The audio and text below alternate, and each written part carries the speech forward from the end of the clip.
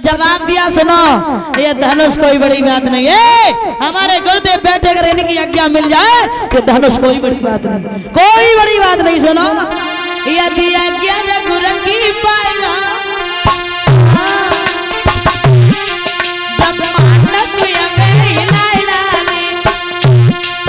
हम सूरज चांद को निकल जाए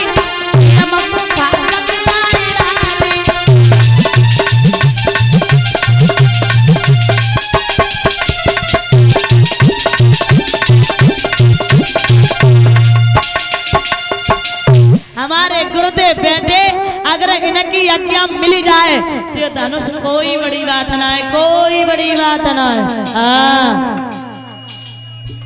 विश्वामित्र कहने लगे बैठो लखन खामोश, ये काम तुम्हारा है नहीं, तुम व्यर्थ बढ़ाते जोश, ये काम तुम्हारा नहीं है। हाँ तुम सुनो मेरी बात, ये धनुष तुम नहीं तोड़ोगे, काय के लायक भैया का कुआरो ही राखियो, और जब दुनिया की रीति तो है अगर छोटे भैया को ब्याह हुई हो तो बड़े की जमाना मुश्किल पजे आदमी पता का कुछ कमी हो ये जाई से छोटे वाले को होगा बड़े को ना हो।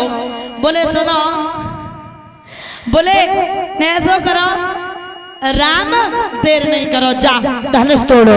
राम को आज्ञा दी है, राम धनुष तोड़ने के लिए चले तो हुआ ऐसा, फिर पता नहीं कब जो का धनुष आवाज आई एक कान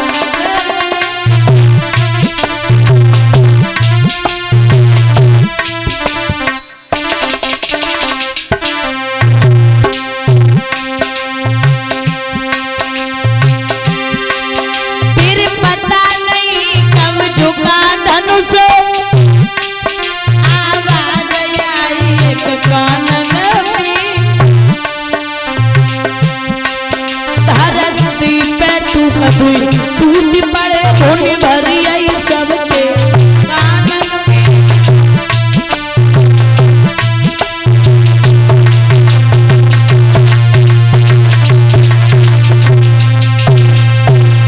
पता ही नहीं चला कब वो धनुष झुका और कब वो धनुष टूट गया, पता ही नहीं चला।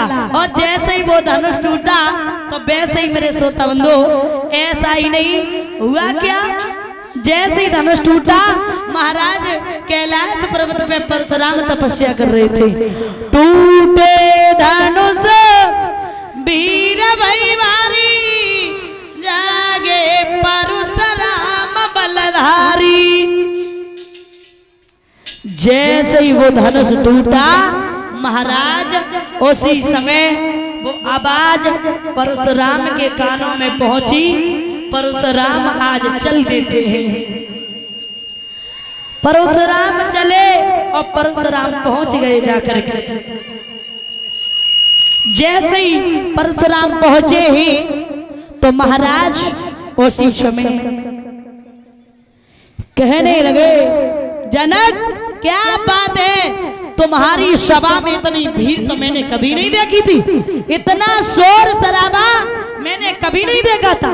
बोले ये जनक हो क्या कारण है ये भारी भीड़ भारी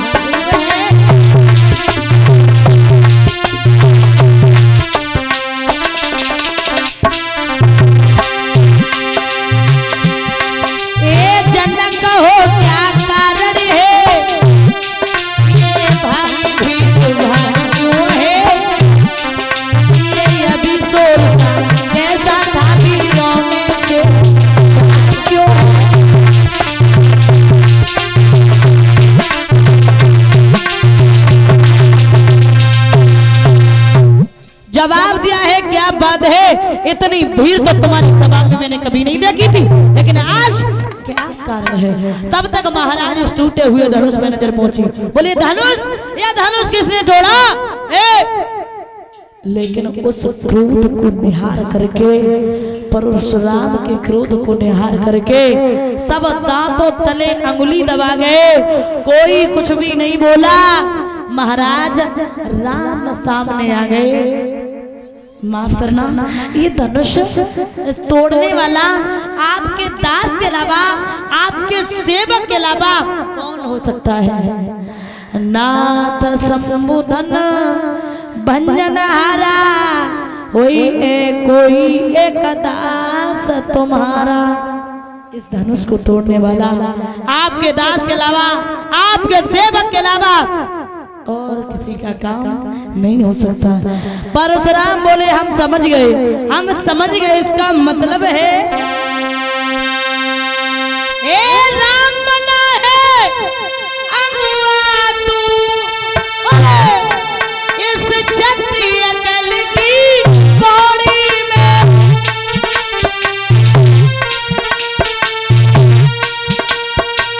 इसलिए मसल को याद आई तिनका है चोर किनारी।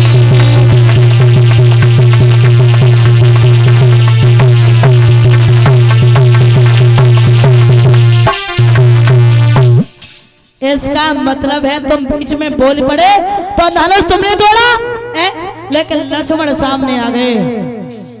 बोले सच कहा गया है कि मीठी बोली का कारण ही दुख का कारण बन जाता है। भैया ने मीठे वचन कहे तो तुम्हें क्रोध आ गया है? सुनो, बोले सुख का संबंध कभी और दुख का कारण बन जाता है, दुख का कारण बन जाता है। मीठी बोली के कारण ही ओछा पिंजरा में आता है।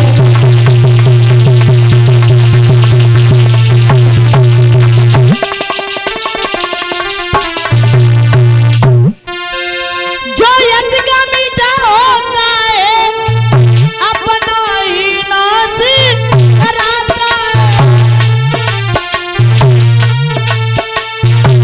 अति का मीठा करना है बोलू मीठे का।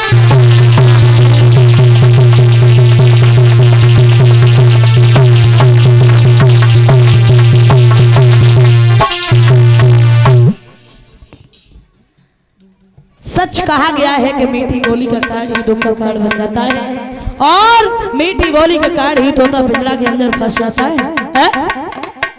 भैया ने मीठे वचन कहे तो तुम्हें क्रोध आ गया है? लेकिन सुनो मेरी बात, आपको क्रोध नहीं, आप तो एक ब्राह्मण है, ब्राह्मण का ये क्रोध करना तो ये बहुत गलत है? और सुनो, छुअत टूटी रघुपतौ न दोषु, मुनि बिन काज करो कपिरोसु। परीक्षित जी हमारी कथा तुम्हें समझ में नहीं आया ना, तुम मुड़ी हला था, उन्होंने कछु कहा था।